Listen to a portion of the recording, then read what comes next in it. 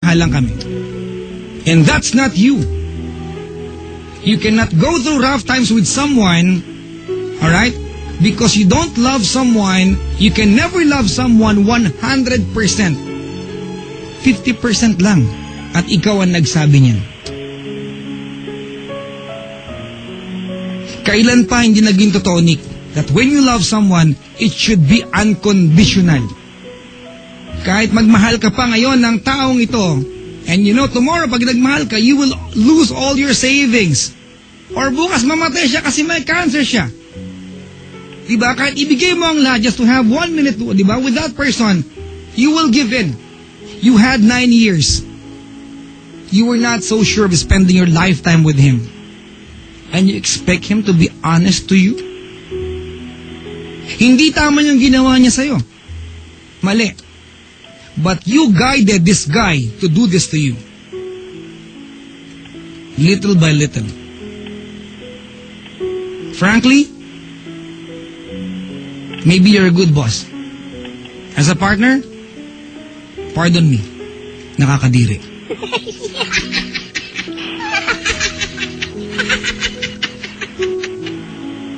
You know why?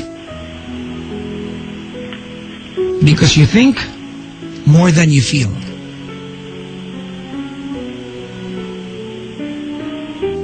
It's never too late, Nick, to risk it all. Pag nagmamahal ka, bigay mo lahat. Fall! Don't guard yourself. Ano kung magutom ka? Ano kung maghirap ka? Ano kung malosyang ka? Ano kung hindi ka na operations manager? Ano kung wala ka narating? Pag nagmahal ako, Nick, ano kung hindi na ako si Papa Jack? Pag nagmahal ka, kung hindi mo kayang ibigay sa partner mo yung bagay na pwede yung pagtrabahoan, pag nanakaw mo siya. Hindi dahil pinopromote ko ang kasamaan, mga kaibigan. That's how you fall in love. Nobody can stop you kahit kulang ka sa pera. Because when you say yes to someone, hindi requirement ang bank account. It's not like you're going to US na kailangan ng show money. At ikaw yung babae niya. I will never marry someone like you. Not even in my next lifetime.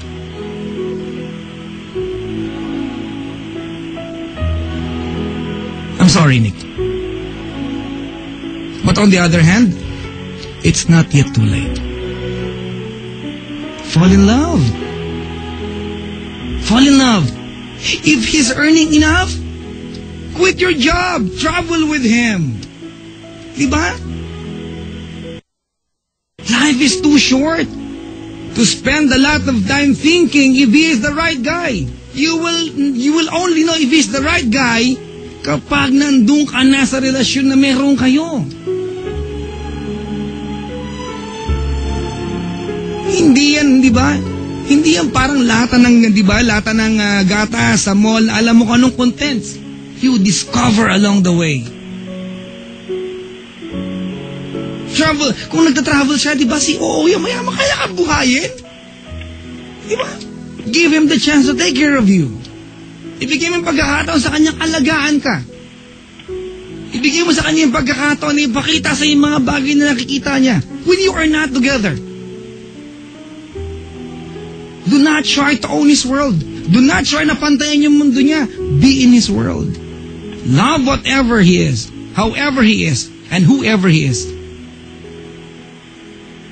Right now, obviously, you are not that person. Walang formula ang pag-ibig. Walang equation yan. Walang libro na magsasabi sa'yo na tama o mali yan. Trial and error yan. Hindi yan nakapattern sa magulang mo kung sumabit sila noon. Hindi yan nakapattern sa kanila. Hindi yan nakapattern sa mga friends mo kung sumabit sila after 3-4 years of being married, di ba? Sumabit sila. Hindi ikaw yun, sila yun. Your love story is unique.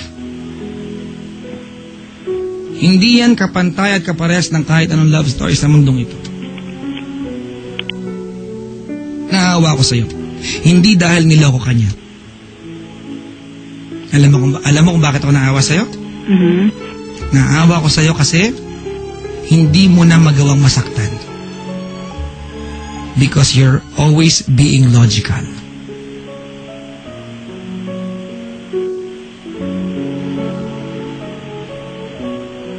Napaka-logical mo.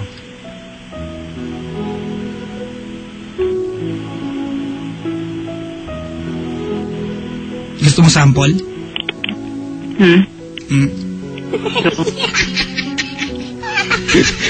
Ang ganda na. Ha? Nick, thank you so much. Ako, sobrang overwhelmed ako kasi operations manager, mawag ka sa akin, di ba? Boyfriend mo si COO, Papa Jack, di ba? College graduate, tambay sa Harrison Plaza, mawag ka sa akin. Salamat. Nagkatiwala mo sa akin yung, o pwede mo marinig. Yeah. Thank you. So, nagiging bias na rin lang ako. Kung ako ikaw, mag-quit ako sa trabaho ko. I will travel with him. Diba? Hindi. Along the way ng pag-uusap natin, let me just say na I value trust so much. And you made me realize that na pinaka-importante talaga sa lahat is, love and trust. They complement each other. Pag nawala ang isa sa kanila... Yan na naman, nag-analyze ka na naman. Hindi, yun lang. Ang kasabang concept kita. Stop! Stop! Hindi, tsaka siguro 2 weeks is enough, or 3 weeks. Enough. May bilang talaga. 3 weeks, di ba, na nalaman ko? So, 3 weeks is enough para makagawa ko ng decision to say, to back off on the marriage. Well, that's your decision. Good luck. Yeah, thank you. Thank you for listening. May tanong ako sa'yo. Hala ko tapos na. What did you gain? From where? From all of this? Yes.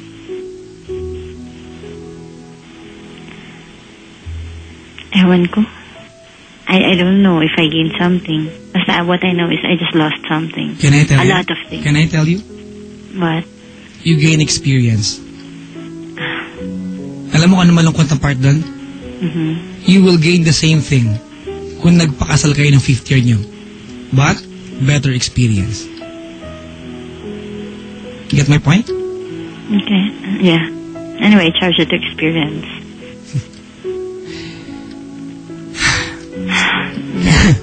Sana after nito makaiyak na ako kasi ang bigat na eh. Okay lang yan. May mga libro naman dyan. Employees manual, handbook. I left it sa office. Thank you for calling me. Nick, Ceylon, may gusto kang sabihin sa kanya? Ikaw. Twitter ko, follow me, the joke. Si Ceylon, may gusto kang sabihin sa kanya, Ceylon? Wala. Si Ceylon agree sa'yo, huwag ka daw pakasal. And you? Ha? And you? Take your time. Take your time. Nagmahal ka para nakasakay sa coaching walang brake, going downhill. You know, you'll be hurt. You know you'll be hurt. But you'd rather take the ride kaysa hindi. Because you know, it's a rush. Especially when you're riding in with someone you love. Diba? Yeah. But you wanna have breaks. Ay. Papa Jack, saang part ka ng Harrison tumatambay? Oo nga, I was supposed to ask that. Saang part ka ng Harrison tumatambay so I could, pag na-meet kita, I'll make Saan back off. Saan? Second floor daw.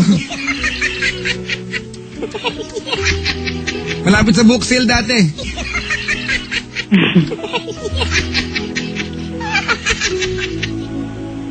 Alright. Okay. Alright, Nick. Thank you very much. You can write it down again and analyze everything. Yeah.